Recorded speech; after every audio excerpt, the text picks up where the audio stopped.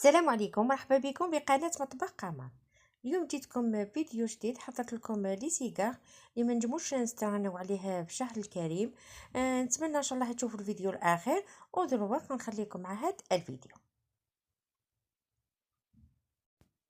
بالنسبه للحشو عندي 3 كيلو تاع اللوز.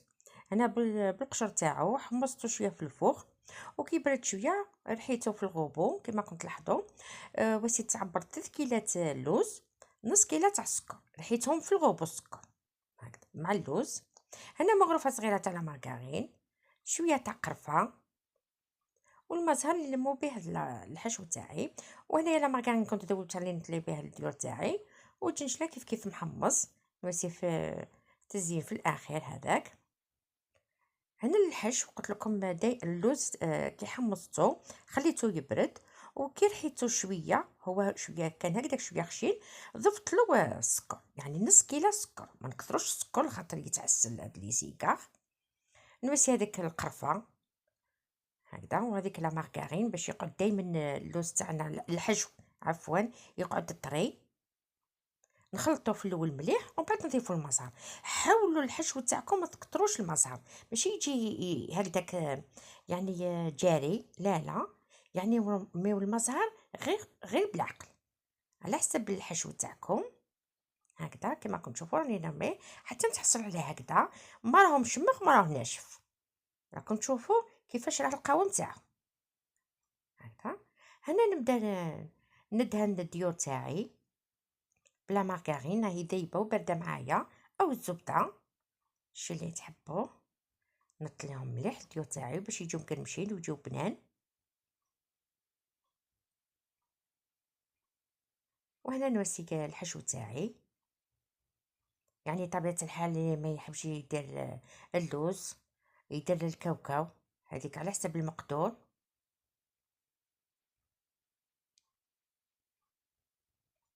هكذا نوسي هكذا الفخذ تاعي مليح، كميه مليحه، ونطوي شويه هكذا على الجناب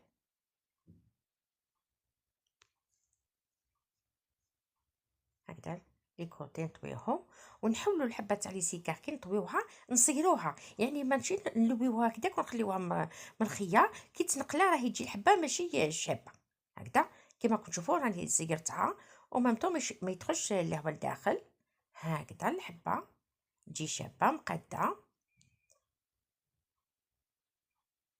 يعني الفيديو راه واضح، دائما ندهن الديور تاعي مليح، ونواسي هكذا لافاغس. كما راكم تشوفوا لافاغس لازم هكذا تحصلوا عليها، قلت لكم ما تخليوها ناشفه وما تخليوها جاريه هكذا.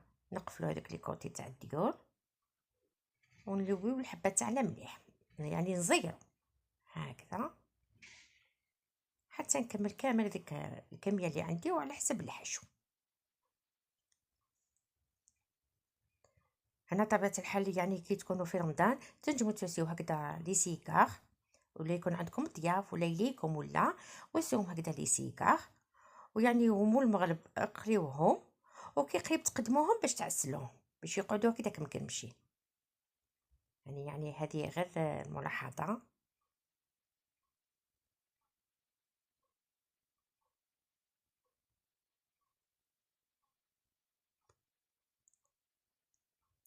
وانا المقله تاعي فيها الزيت خليتها تسخن، ونقصت النار تاعي، يعني النار ما تكون قليله وما تكون قويه طبيعه الحال.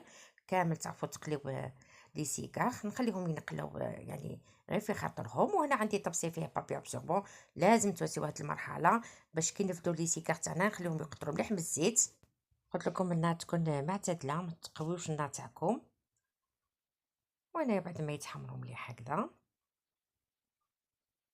نخليهم ينقلوا على زوج جهات، وبعد نفدهم ونوسيهم في الطبسيل اللي فيه بابي ابسوربون، وحتى نكمل هذيك الكميه اللي عندي. وهنايا بعد ما كملت قليتهم كامل نخلي لي سيكار تاعي حتى يبردوا. قلت لكم نتوما حتى وقت التقديم باش تعسلوهم، انا غير باش وريت لكم الفيديو. وخليو الحبات تاعكم حتى يبردوا مليح وينشف مليح بالبابي ابسوربون كما راكم تشوفوا راه فيه الزيت هذاك بابي ابزوربون. وانا العسل اللي كنت حضرته معكم كما راكم تشوفوا القهوه نتاعو يعني يجي ما شاء الله. واللي ما شافش الفيديو يسيب الرابط اسفل هذا الفيديو، يعني تحت صندوق الوصف. هنا يعني نعسل مليح هذوك لي سيكار تاعي، راكم تشوفوا كيفاش نسيق الحبه كيفاش تجي شابه لي سيكار. وهنايا في لي كوتي نواسيهم الدجله، هذه طبيعه الحال على حسب الذوق تاعكم. انا تحبوا تواسيو اللوز الكاوكاو الشي اللي عندكم. انا واسيتها بدل التزيين الجنجلان راه محمص. وهادو هما لي سيكار اللي حضرته معكم كما شفتوا معايا، يعني كل واحد كيفاش على طريقته. هذه على طريقتي، نتمنى ان شاء الله تجربوها. وقلت لكم حاولوا لي سيكار كي تلويوهم حاولوا زيروهم مليح باش كي تقليهم راكم تشوفوا كيفاش يجيو الشكل تاعهم، يعني يجي شكلهم شباب والمذاق رائع. هذه هي لافاغ تجي معسله. والسكر ضروري ضروري كي ترحيو اللوز رحيو السكر مع اللوز باش كي تاكلوا الحبه تاع لي سيكار ما يجيكمش السكر في سنانكم. هذه هي الفكره اللي قلتها لكم، ونتمنى ان شاء الله يعجبكم هذا الفيديو. ولا عجبكم عليكم غادي تواسيو جام وشاركوا في القناه ليوصلكم كل جديد. خليت لكم لهنا وراحه البال، والسلام عليكم ورحمه الله تعالى وبركاته.